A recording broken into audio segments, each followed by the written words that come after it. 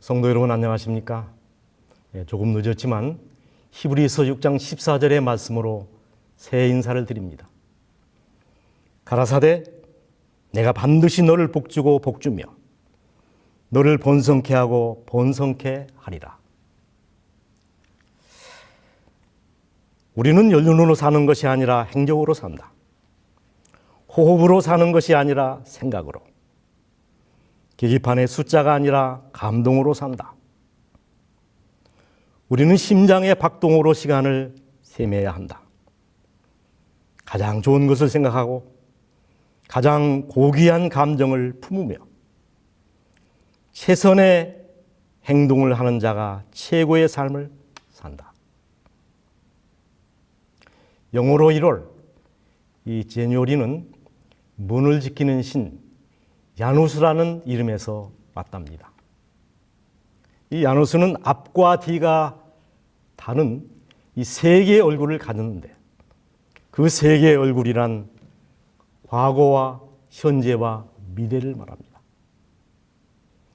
그렇다면 1월은 과거를 돌아보고 미래를 조망하며 설계하며 그리고 현재를 잘 디자인해가는 그런 달이라 말할 수 있겠습니다.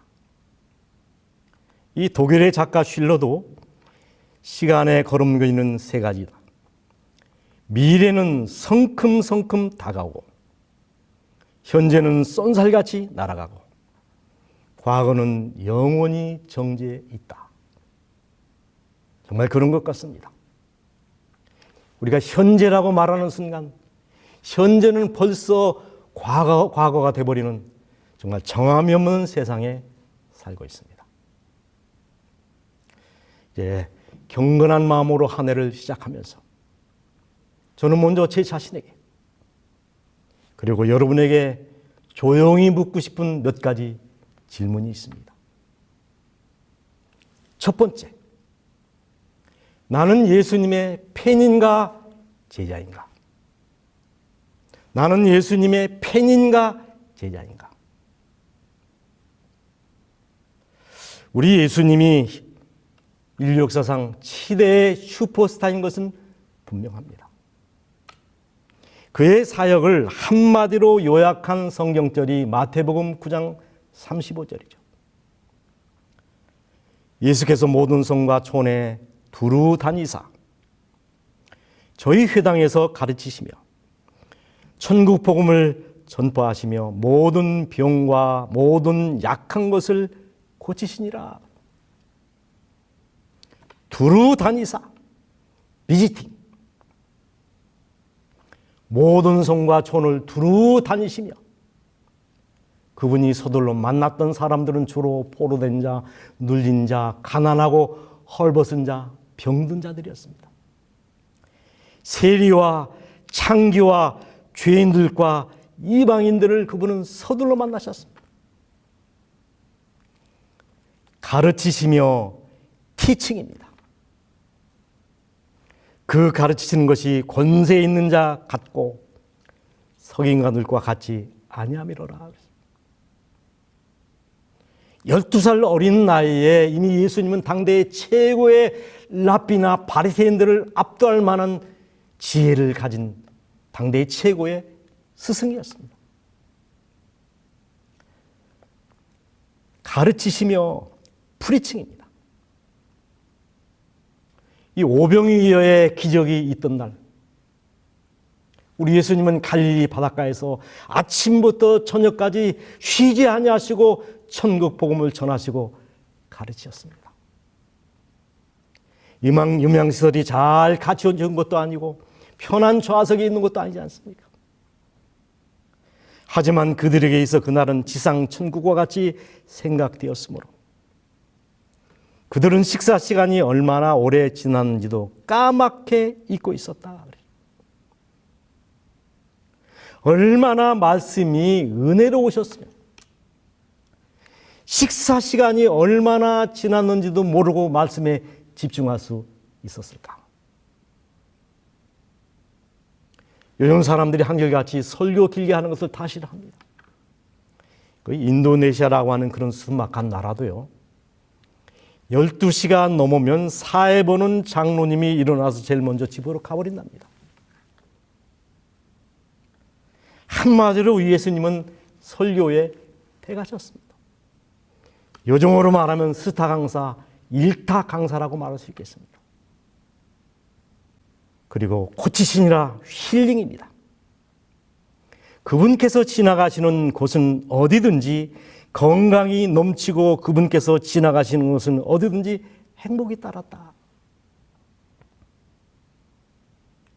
치과 환자, 성형수술을 원하는 환자 빼고는 다 고쳐주지 않았습니까?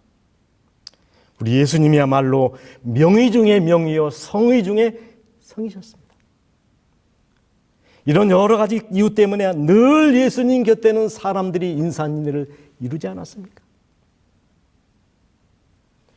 예수께서 물로 포도주를 만드셨을 때 잔치에 참석한 모든 동네 사람들이 놀랐고, 나사로를 부활시켰을 때는 온 세상이 놀랐고, 오병이어의 기적이 일어났을 때 아예 예수님을 자신들의 왕으로 삼으려고 했습니다. 예수께서 나귀를 타고 입성하셨을 때 종려나무 가지를 가지고 맞으러 나가 외치되 호산나 찬송하리로다, 주의 이름으로 오시는 이 곧 이스라엘의 왕이시여 하더라. 이렇게 군중들이 열광했던 이유가 무엇일까요? 떡을 먹고 배부른 까닭이로다. 그러나 저들의 요구가 거절되고 예수님께서 코너에 몰리시자 그 수많은 사람들은 하나씩 둘씩 등을 돌리기 시작했습니다.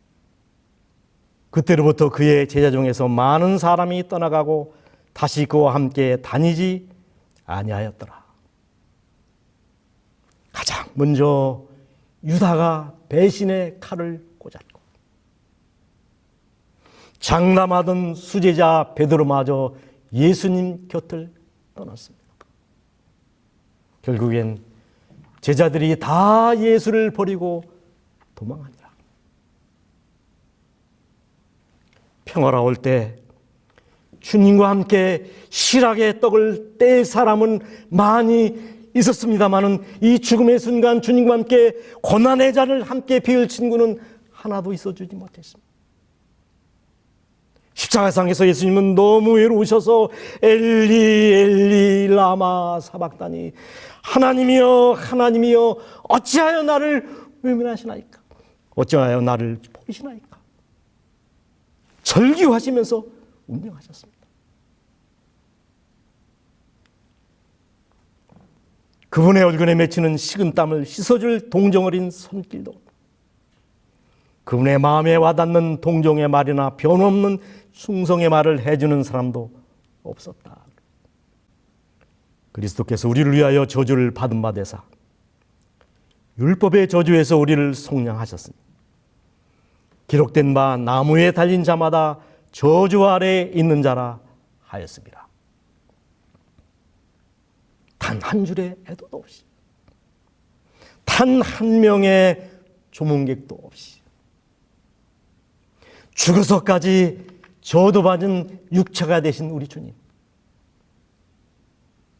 아리마대 요셉과 니고데모의 후호의가 아니었다면 예수의 육신은 나무에 달려 아마 까마귀 밥이 되었을 것입니다. 다 예수를 버리고 도망하니라.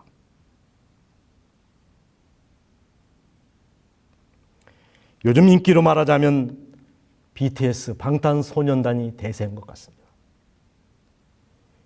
여러분, 여기 뉴저지, 그 다음에 영국의 메탈리카 공연하는 모습을 좀 보시길 바랍니다. 온 세계가 열광하고 있습니다. 그러나 인기는 스쳐가는 바람과 같은 것입니다. 음악하는 여자들은 다 쇠해질 것이며, 한때 저렇게 열광하지만 때가 되면 팬도 떠나고 팬심도 사라지기 마련입니다. 여러분, 스타들이 자살하는 이유가 뭔지 여러분 아시지 않습니까? 그 공허감과 박탈감을 이기지 못했기 때문이라고 생각합니다. 우리 교회 안에는 두 종류의 신자가 있다고 말합니다.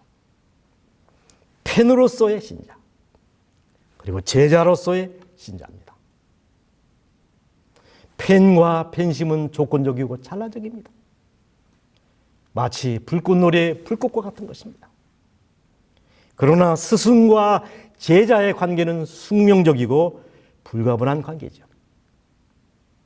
제자란 따르고 섬기다가 스승을 위하여 죽는 사람을 가리킵니다.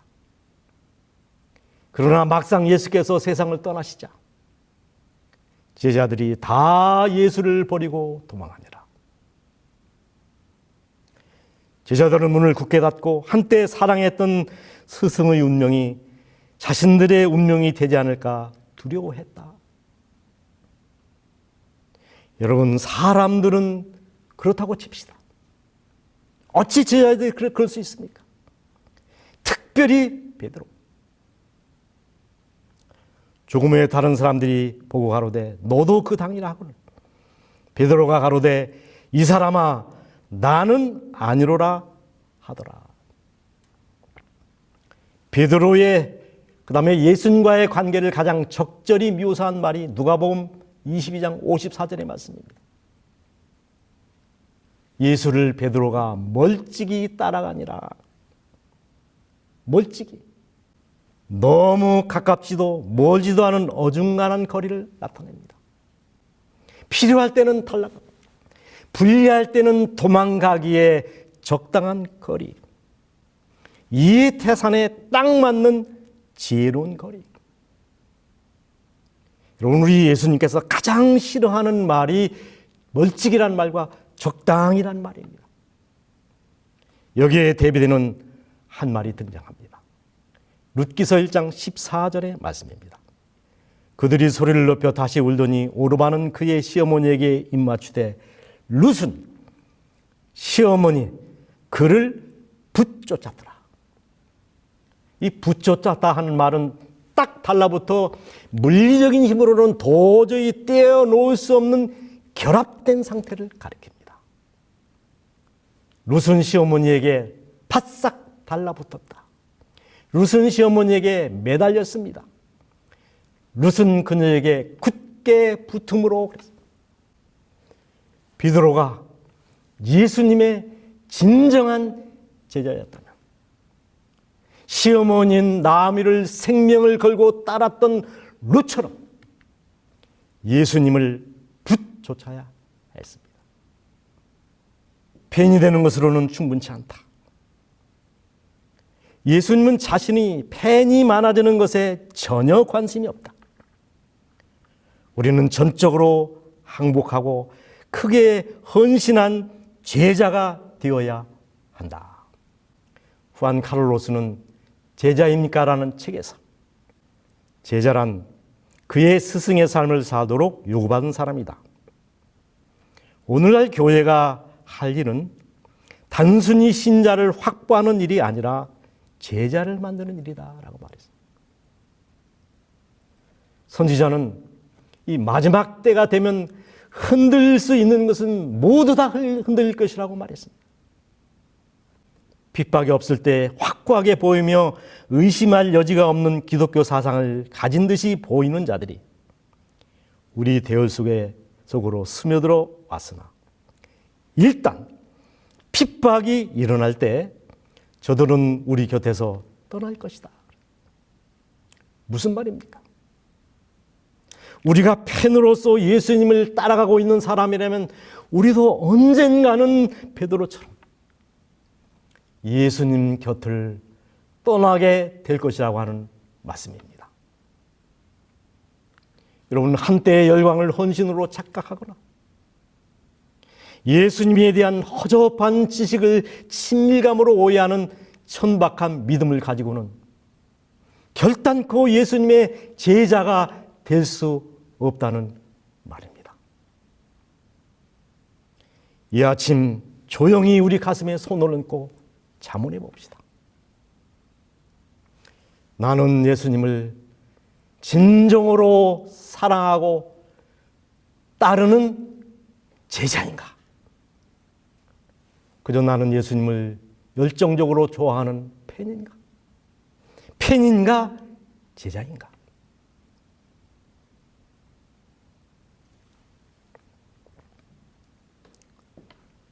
그리고 이 아침에 제가 여러분에게 묻고 싶은 두 번째 질문입니다. 나는 아마추어 신자인가? 프로 신자인가? 이 교회 안에는 두 부류의 신자가 있다고 얘기합니다. 아마추어 신자와 프로 신자. 특별히 목회자는 프로 중에 프로가 되어야 합니다. 목회 사업에 헌신하는 자는 예언적 역사의 모든 계통에 통달하여야 한다. 시대는 풋내기가 아닌 지성적인 목사를 요구한다. 말씀 연구를 등한히 하면서 다른 사람을 가르치려고 하는 것은 죄이다. 특별히 신자도 마찬가지입니다. 제7안식 예수재림교회는 선지자를 통해 기별을 가지고 있는 교회입니다. 구원에 관한 필요 충분한 모든 기별을 우리는 선지자를 통하여 받았습니다. 교육, 구원, 건강, 천국, 마지막에 관한 모든 기별들. 저는 여러분에게 감히 말합니다. 선지자의 기별을 따라서 양심적으로 10년만 정직하게 잘 믿으면 우리 모두는 벌써 성자가 되어 있어야 할 백성들입니다. 감히 말합니다. 제7안식일 예수 재림 교인들이 구원받지 못하는 것은 저는 기적 중에 기적이라고 생각합니다. 빌 게이츠는 이런 말을 했습니다. 가난하게 태어난 것은 당신 잘못이 아니지만 죽을 때도 여전히 가난한 것은 당신 잘못이다. 화목하지 않은 가정에서 태어난 것은 죄가 아니지만 지금도 여전히 당신의 가정이 화목하지 못하다면 그것은 당신 잘못이다. 제가 여기에 붙여서 한 말씀 드립니다. 초신자일 때 믿음이 약한 것은 당신 잘못이 아니지만 지금도 여전히 믿음이 약한 것은 그것은 당신 책임이다. 우리 하나님은 우리가 격조 높은 신앙의 소유자가 되기를 원하십니다. 프로 신자, 프로 교사, 프로 목사, 견고한 재림 성도가 되기를 원하십니다. 그러므로 우리가 그리스도의 도의 초보를 버리고 완전한 데에 나갈지니라. 하나님께서 허락하시면 우리가 이것을 하리라. 하나님께서 당신의 영역에서 완전하신 것처럼 우리도 우리의 영역에서 완전해야 한다. 하나님께서 당신의 영역에서 완전하신 것처럼 우리도 우리의 영역에서 완전해야 된다. 그리고 이 아침 제가 드리는 세 번째 질문은 나는 연기자인가 신앙인인가 하는 것입니다. 나는 연기자인가 신앙인인가? 아시는 것처럼 연기자는 각본에 따라 카메라가 돌아갈 때만 행동합니다. 큐 사인이 떨어지면 연기하고 컷 사인이 떨어지면 본래 모습으로 돌아갑니다. 우리 예수님께서 가장 싫어하는 말은 무엇인 줄 아십니까? 사람에게 보이려고 화이트녀 의식하는 서기관과 바리새인들이요 의식하는 것을 싫어하십니다.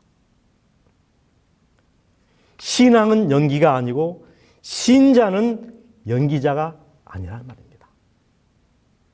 하나님은 큐와 컷 사이를 오가는 연기자가 아니라 겉과 속이 똑같은 사람을 요구하십니다. 소위 코람데오의 신앙을 가진 사람. 모든 일을 주님 앞에서 하듯 하는 정직한 사람. 마을을 떠돌며 떡을 파는 한 할머니가 계셨습니다. 이 떡이 맛도 좋고 값이 싸서인지 할머니가 자리를 펴자마자 금세 떡이 동이 나곤 했습니다. 하지만 웬일인지 이 떡이 잘 팔리면 팔릴수록 이 할머니의 얼굴은 어두워져만 갔습니다. 그런데 이 할머니가 어떤 낯선 동네에서 떡을 팔고 있었습니다.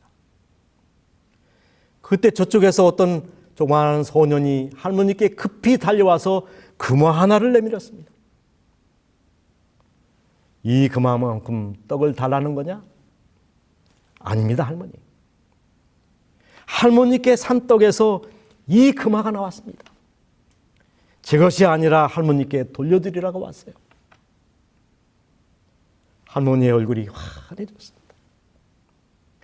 사실 이 할머니는 굉장한 부자였습니다. 그동안 자신의 유산과 사업을 물려줄 기업의 후계자를 그렇게 찾고 있었던 것입니다. 그래서 일부러 떡 속에 금화를 넣어 떡을 팔고 있었던 것이지요. 정직한 사람을 찾기 위해서. 여러분, 누가 재림 성도입니까? 뼛속까지 정직한 사람. 이 사람들은 여자로 더불어 더럽히지 아니하고 정절이 있는 자라. 어린 양이 어디로 인도하든지 따라가는 자며 그랬습니다. 율법의 조문을 달달 외우고 차가운 돌을 들고 자랑하는 사람이 아니라 그 말씀을 가슴에 새긴 사람. 살아있는 율법이 되고 살아있는 법궤가 된 사람. 말씀이 육신이 되어 진리가 충만한 사람을 우리 주님은 찾고 계십니다. 그리고 네 번째 질문입니다. 주인인가 나그네인가? 나는 이 교회 교단의 주인인가 나그네인가? 도산 안창호 선생은 일제강점기인 1925년에 국내 동포에게 드림이라는 글에서 이렇게 물었습니다. 묻노니 당신은 주인인가 여인, 다시 말해서 나그네인가? 민족혼을 잃고 탕위에 떠내려가고 있는 민족을 향해 던진 안창호의 피 묻힌 절규입니다. 주인인가 나그네인가? 여러분, 누가 주인이고 누가 나그네입니까? 식당에 가보면 합니다. 앉아 대접받는 사람은 손님이고 서서 섬기는 사람은 주인이 분명합니다. 짠이 싱거우니 투정하는 사람은 손님이고 비유를 맞추며 굽혀 섬기는 사람이 바로 주인입니다. 불이 나보면 압니다. 살려고 밖으로 도망치는 사람은 나그네 있고 오염을 무릅쓰고 불 가운데로 불 속으로 뛰어드는 사람은 주인입니다. 다시 묻습니다. 누가 이 교회의 나그네이고 누가 주인입니까? 누가 이 교단의 주인이고 나그네입니까? 간단합니다. 말 많은 사람, 큰 소리 치는 사람은 나그네이고 말없이 섬기는 사람은 주인입니다. 앉아 대접받기를 좋아하는 사람은 나그네이고 구표 종처럼 봉사하는 사람은 주인이 분명합니다. 지적하고 비평하는 사람은 나그네이고 방법을 찾아 해결하는 사람은 주인입니다. 내 탓이야, 내 탓이야 따지는 사람은 나그네이고 내 탓이야, 내 탓이야 가슴을 치는 사람은 주인입니다. 정리하며 다시 묻겠습니다. 여러분과 저는 예수님의 팬입니까? 제자입니까? 나는 아마추어 신자입니까? 프로 신자입니까? 나는 주님 앞에서 연기자이십니까? 신앙입니까? 나는 교회의 주인입니까? 나그네입니까?